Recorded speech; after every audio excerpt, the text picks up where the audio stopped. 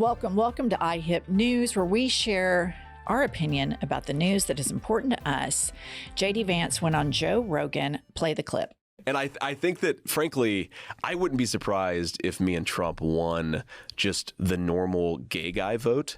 Because, again, they just wanted to be left the hell alone. And now you have all this crazy stuff on top of it. What is a normal gay guy? That's what I was going to ask you. What's a normal gay guy? Is it, I mean, I'm just being hypothetical here. Is it JD Vance, Josh Hawley, Lindsey Graham, and Mike Johnson? Are those the crowds of people that hang out together where it's like, oh, yeah, Trump's going to get our vote, wink, wink. I mean, I'm not trying to out people or not, but the rumors have always been there about, thou doth protest too much. I mean, what the fuck is he talking about? I have no idea. He scares me more than Trump because Trump is such a disaster as a human. JD Vance hides behind a facade of somewhat charming and empathetic, which we all know is not true. But Trump's too big of a disaster. All his crap's on the table. So JD Vance, to me, is far more nefarious. I don't think there's any question. And that's why you have oligarchs like Peter Thiel. I don't know if he would be considered one of these quote unquote normal gay guys. He might be, since he bankrolls JD Vance. But then you have Elon Musk and all of these oligarchs that back JD Vance. And he was handpicked by them. JD Vance is on the record, left, right, and center, talking about what a disaster he thinks Donald Trump is. And then somehow he goes to camp over with Peter Thiel and he gets bought and paid for by an oligarch. And then he rolls out as this huge MAGA, which shows you how the oligarchs of this country are using Donald Trump as a Trojan horse. And then you have Jeff Bezos, who will not endorse via the Washington Post. He puts the kibosh on the editorial endorsement. And this was the paper that took down Richard Nixon. Right. This was a paper that was this bastion of journalism. And I'm just going to say this, and I haven't heard this said that much. I think if it were a Gavin Newsom running against Donald Trump, I don't think they would have pulled that endorsement. I think there's a lot of inherent sexism and racism in doing that really bothered me, because this is the first time we have a woman of color at the top of the ticket. And it's the first time in its history that you don't endorse a candidate when the other candidate is talking about like rounding up people and putting them in camps. And everybody that worked in this man's administration with him, national security experts, Department, Secretary of Defense, chief of staffs, all of them say, we're not voting for him. He's a moron and he's dangerous and he's a fascist. And Jeff Bezos decides to sit that out. I think what I've read is they call it pre-surrender.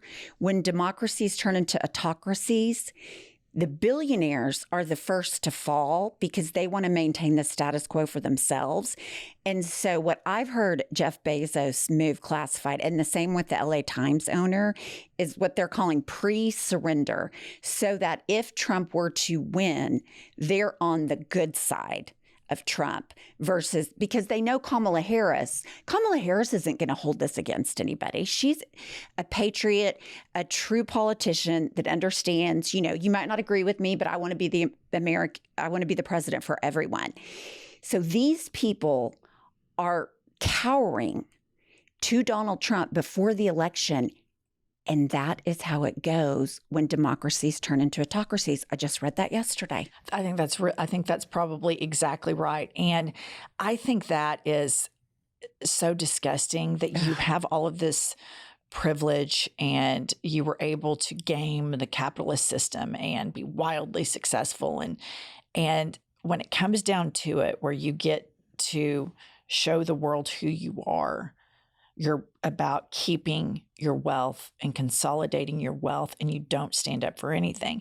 Mark Cuban has been out campaigning vociferously for Kamala Harris. And Trump just has a complete meltdown on Twitter, bashing Mark Cuban because he can't understand how somebody could be principled. But back to the J.D. Vance, Joe Rogan interview. Listen to this exchange on abortion. Like the concept in the zeitgeist is that abortion had always been, Roe v. Wade had always been the law of the land. And then all of a sudden that was taken away. And you have these religious men who are trying to dictate what women can and can't do with their bodies. Yeah. Yeah. No, look, I mean, again, I understand that. I understand the pushback against that. But I think you can go, like with so many other issues, you can go way too far about it. And it becomes trying to celebrate something that at the very best, if you grant, I think, every argument of the pro-choice side, it is a neutral thing, not something to be celebrated. I think there's very few people that are celebrating that. So there, J.D. Vance, this is why he's a little bit more dangerous than Trump, because it's not that he's empathetic. It's not that he comes across as compassionate. It's that it comes across more of a polished speaker. Everything that he just said was a total word salad. He is trying to find this neutral ground and not take a position on it because he knows he's seen the internal polling. They're tanking with women. And Joe Rogan was 100% right when you have these religious men that want to control the bodies of women. The only people that want to control abortion are religious fanatics. Right. And these are the same people that deny science, that deny evolution. These are the same people that the second they have a heart attack, like our governor, he goes and gets a stent put in his heart. He believes in science then. Right. He wants the full, everything that science has learned to be able to put a stent in his heart because he, eats so much red meat and all this shit all the time. So he has no problem with a doctor treating him, but he has every problem with doctors treating women. And why is that? Why do these religious men feel so punitive towards women? Because they've been told at a very young age, when you lust after a woman, you're a naughty little boy and you shouldn't beat off and you're going to go straight to hell. So they want to be cruel and punitive towards the women that make them feel less, quote unquote, Christ-like. All of this leads back to this Iron Age bullshit that drives the right wing of the American political movement. Some 2,000-year-old book drives their entire worldview. But when they want to get outside of that book and they need a surgery or some life-saving treatment for them or their limp dick, they're, all chips in on getting Viagra and all this shit. It's just disgusting. I hope that women come out and vote because here's my thing. If you want to pick what science you want, then don't go to the doctor at all. Go to the Facebook tents with all the Facebook doctors because you don't get to cherry pick when science works for you. I've had all these conversations with people living in the Bible Belt forever. This woman had a gay son and she said, I'm just going to pray the gay away. I'm going to pray the gay away. And I said, that's not going to work. Like your son was born that way and you need to accept it and love him and not bully him.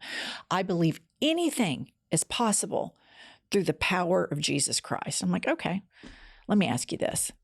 If your arm got cut off, would you pray for your arm to grow back? Well, no.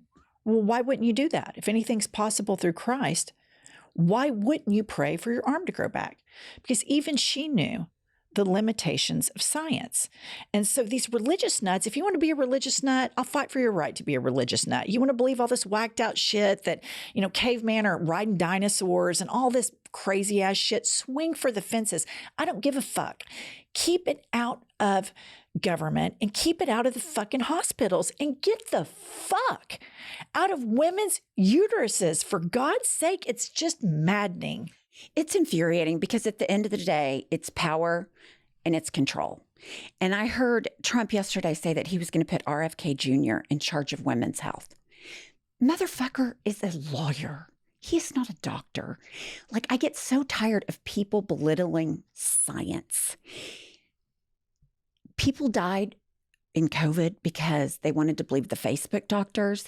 Now women are dying. Women are losing their right to have children because these men's ego are so fucking fragile. At the end of the day, it's fragile men's ego that they don't want to compete with the woman because they think they're better than, period. I hate them. It's also that these men have been psychologically damaged by their religion as it pertains to sex. They have been, on the one hand, their body tells them, oh, look at this woman, look at her breasts, look at her ass, she looks great.